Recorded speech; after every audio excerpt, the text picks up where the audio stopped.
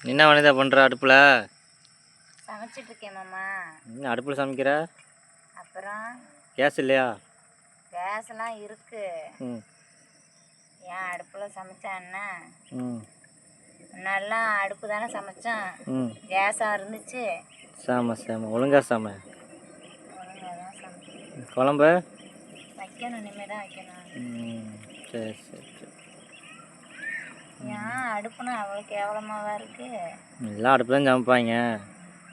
கிராம சைடு பார்த்தா அடுப்பு தான் சமைக்க, இந்த சைடெலாம் பார்த்தா அடுப்பு தான் சமைக்கிறாங்க. அப்புறம் நம்மளுமே கிராமம் தானே. முக்காசி பேர் கிராமத்தில் இருந்து தானே டவுனுக்கே போயிருக்காங்க. ஆமாம்.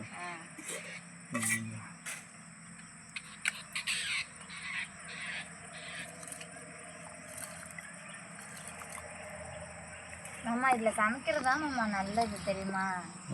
எந்த பாதிப்புமே இல்லை மாமா. உண்மையாகவே கேஸ் எல்லாம் சமைக்கிறோன்னு வச்சுக்க, சில பேருக்கு அது பக்குவமாக கையால் தெரியுதுமாம்மா. ஆனால் சில பேருக்குலாம் அது எப்படி சொல்கிறது, உடனே சமைச்ச உடனே வேகமாக கீழே ஆஃப் பண்ணிடுவாங்க.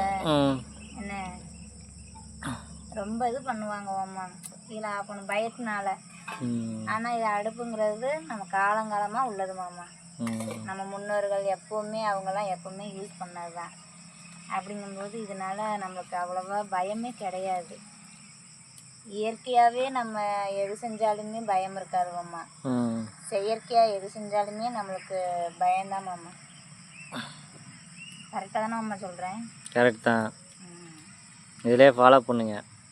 ஆமாம், உண்மையாகவே நல்லா சமைச்சு இது இந்த மாதிரி அடுப்பில் சமைச்சு சாப்பிட்றது உண்மையாகவே உடம்புக்கும் நல்லா ஹெல்த்து மாமா.